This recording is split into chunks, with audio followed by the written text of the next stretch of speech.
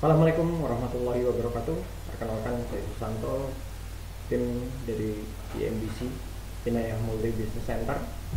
Pada kesempatan kali ini saya akan berbicara tentang apa itu benih kelapa sawit tipe DXP Sriwijaya. Nah, karena akhir-akhir ini kita banyak sekali melihat bahwa ada tren positif tentang bibit sawit maupun perkembangan ekonomi bagi mereka atau penduduk masyarakat yang menanam sawit tentunya. Nah, tentu kita sudah tidak asing di telinga kita, terutama di Indonesia, karena masyarakat di Indonesia untuk wilayah-wilayah tertentu adalah penghasil minyak kelapa yang berasal dari minyak sawit tentunya. Nah, apa sih sebenarnya yang menarik dari benih Sriwijaya? Nah, tentunya saya yakin kita semua tidak mau beli produk tanpa mengetahui seluk-beluk yang sebenarnya seperti apa, atau hanya beli dari cerita teman, tahu-tahu nanti kita menyesal ketika kita menanam benih sawit. Nah, pada kesempatan kali ini saya ingin berbagi sharing dengan seluruh petani Indonesia, terutama bagi yang sudah pernah menanam sawit ataupun yang belum sama sekali. Ikuti saja video ini. Video kali ini saya hanya akan berbicara tentang benih DXP Sriwijaya, dan untuk proses selanjutnya akan kita sambung di bagian video-video berikutnya. Tentunya nanti simak saja di channel ini, nanti akan terus dikembangkan sehingga Bapak Ibu bisa memilih benih sawit yang tepat, dan hingga Bapak Ibu merawatnya hingga mendapatkan hasil yang maksimal sesuai dengan yang diharapkan Bapak Ibu untuk menunjang perekonomian. Oke, kita lanjut.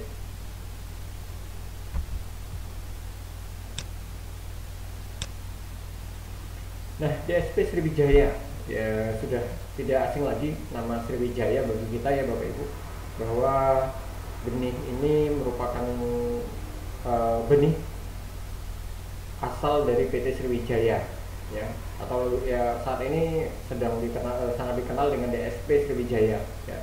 Dulu DXP Sriwijaya itu rata-rata hanya produksinya biasanya 28 sampai 33 ton per hektar per tahun ya. Jadi kalau menghitung penghasilan sawit itu per tahun Bapak Ibu ya, 28 sampai 33 ton per hektar per tahun. Dari 1 hektarnya itu akan menghasilkan sekitar 28 sampai 33 ton dalam 1 tahunnya. Keunggulan yang kedua, merata ekstraksi minyaknya, CPO-nya hingga 27%, besar dari 27%. Artinya memang kandungan dari setiap bijinya itu ada 27% itu mengandung CPO. Kemudian laju pertumbuhan meninggi, lambat ya, jadi pertumbuhan tingginya lambat, kurang lebihnya 56 cm per tahun. Artinya ini sangat baik sekali, karena semakin tinggi itu tentu akan semakin menyulitkan dan menambah beban waktu dan juga beban kerja bagi masyarakat, terutama bagi petani. Nah, dengan DXP Sriwijaya, laju pertumbuhan meningginya itu lambat sekali, hanya 56 cm per tahunnya, atau setengah meter dalam 1 tahun. Kemudian toleransi terhadap kekeringan sudah bukan sebuah rahasia lagi bahwa ketika kita menanam sawit itu akan ada efek kekeringan di sekitar kita. Nah, ini ada toleransi yang akan menimbulkan hal-hal tersebut. Artinya ini tidak terlalu makan cairan atau air yang bersumber di wilayah sekitarnya. Artinya ini sangat efektif sekali. Nah, itu DXP Sriwijaya yang terdahulu ya Bapak Ibu. Saat ini Sriwijaya melalui DXP Sriwijayanya sudah meningkatkan kualitasnya lagi melalui laboratorium dan para ahlinya dalam meneliti benih sawitnya, sehingga mendapatkan benih-benih sawit yang unggul. DXP Sriwijaya yang saat ini yaitu yang terkenal itu Semilcom, yaitu mereka sudah mengembangkan sehingga hasilnya itu meningkat, yang awalnya 28 sampai 33 tahun saat ini bisa meningkat sampai 33 sampai 40 ton per hektar per tahun. Oke, bisa dibayangkan kalau dulu bibit yang terdahulu dari DSP Sriwijaya itu 28 sampai 33 ton per hektar per tahun. Saat ini DSP Sriwijaya itu rata-rata hasil TBS-nya itu 33 sampai 40 ton per hektar per tahun.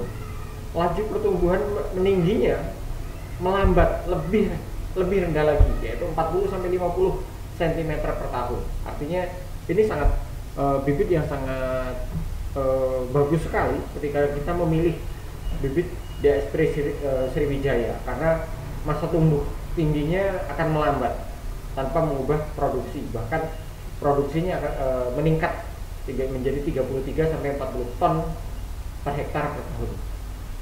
Oke, selanjutnya nah ini dia DSP Sriwijaya. Jadi yang dijual Bapak Ibu itu adalah benihnya, yang dijual dari perusahaan itu benihnya, bukan kelatak ya. Jika Bapak Ibu membeli dalam bentuk kelatak tanpa camba, mungkin perlu dievaluasi lagi asalnya dari mana. Nah, keunggulannya seperti yang dibilang tadi bahwa produksi TBS-nya itu 40 ton per hektar per tahunnya. Remedial minyaknya hingga 31%, lebih besar ya, lebih besar dari 31%. Kalau awalnya yang terdahulu di DSP Sriwijaya hanya 27%, lebih dari 27%, saat ini sudah lebih dari 31%. Dan kecepatan tingginya sudah dibahas sebelumnya, yaitu 40 sampai 50 cm per tahun, lebih lambat lagi. Nah, ini prosedur dalam proses pembenihannya. Ini kurang lebihnya di usia 3 bulan. Nah, ini adalah hasil yang diharapkan ya. Ini foto diambil dari perkebunan kita yang baru beberapa tahun, otomatis sudah agak tinggi, dan bisa dilihat Bapak Ibu bahwa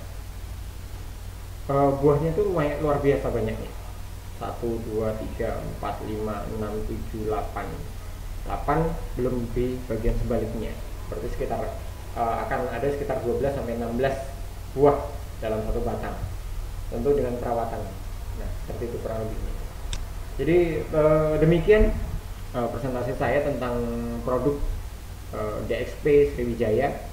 Jadi jangan sampai Bapak Ibu mengenal bibit sawit dengan harapan Bapak Ibu dapat mensejahterakan diri dalam beberapa tahun ke depan, namun tidak tahu bibit, yang mengakibatkan nantinya Bapak Ibu akan mengalami hal-hal yang tidak diinginkan.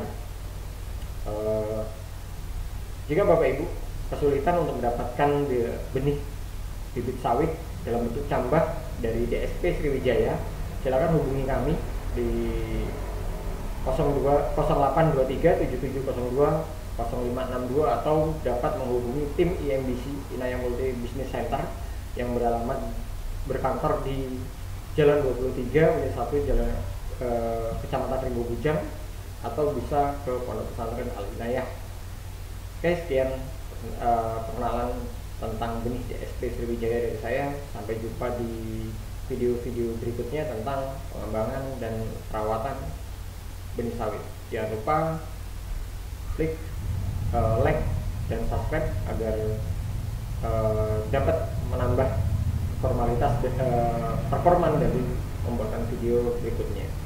Terima kasih. Assalamualaikum warahmatullahi wabarakatuh. Salam sukses.